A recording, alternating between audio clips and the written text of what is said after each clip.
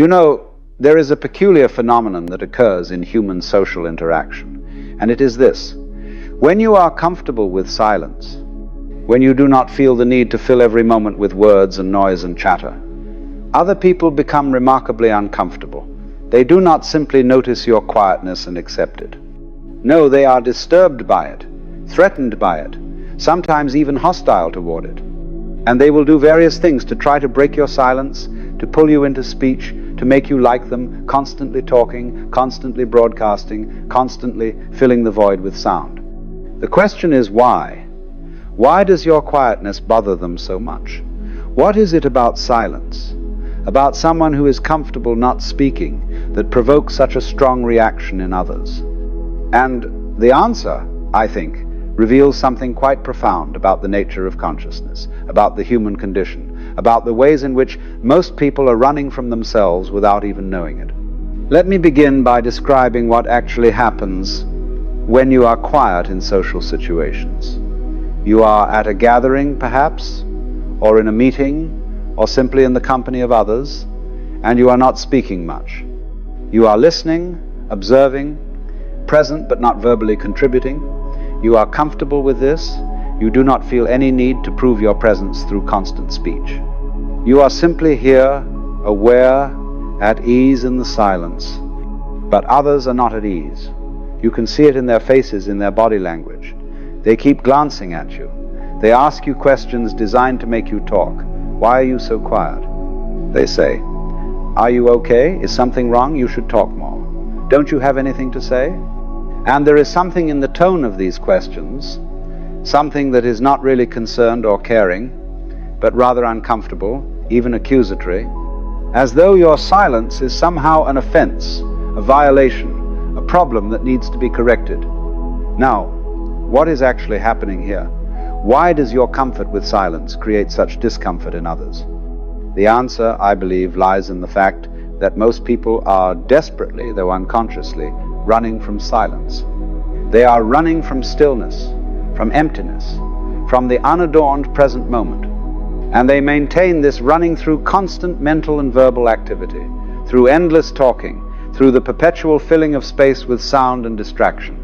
When you are comfortable with silence, when you are not running in this way, you become a mirror that reflects back to them their own running. Your stillness highlights their agitation.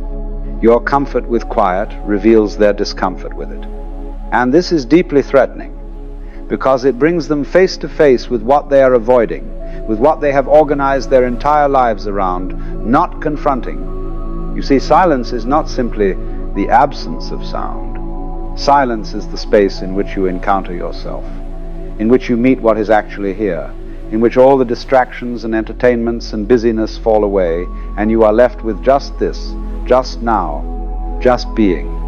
And for most people, this is terrifying, because when everything falls away, when the noise stops, they do not know who they are. They have built their entire sense of self on constant doing, constant thinking, constant talking. And in silence, all of that stops, and they fear they will disappear, they will be nothing, they will be confronted with an emptiness they cannot bear.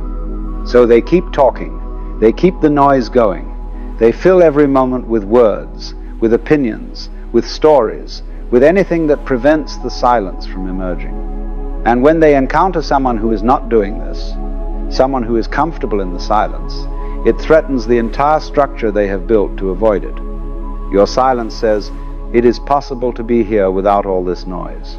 And this is a dangerous message for them to receive, because if it is possible, if they do not actually need to be constantly talking and thinking and doing, then what are they? What is left when all the activity stops? And rather than face this question, rather than allow the possibility of silence to enter their awareness, they attack your silence. They try to make it a problem, a deficiency, something wrong with you. Why are you so quiet? Really, this question is saying, your silence is making me uncomfortable. Please start talking so I can avoid what your silence is bringing up in me. But of course, they do not know this consciously. They genuinely believe something is wrong with you for being quiet, because in their world, in their framework, constant speech is normal, and silence is abnormal. They have mistaken their avoidance for health, their running for vitality, their constant noise for aliveness. Let me tell you something else about why people hate when you are quiet. Your silence takes away their script. In normal social interaction, there is a kind of tennis game of words. Someone says something, you respond, they respond to your response, and so on. This game has rules, patterns, expectations. People know how to play it. They have been playing it their entire lives. It provides structure. It provides a way of relating that feels safe and familiar. But when you do not play the game, when you do not respond in the expected ways, when you do not keep the verbal ball bouncing back and forth, the game breaks down and people do not know what to do. They have lost their familiar framework for interaction.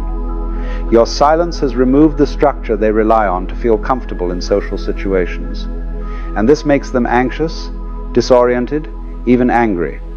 Moreover, your silence means they cannot read you in the usual ways. When someone is constantly talking, you know what they are thinking, what they are feeling, what they want. Their words provide a constant stream of information about their internal state. But when you are quiet, they do not have this information. Looks like you forgot, once again, how powerful you are.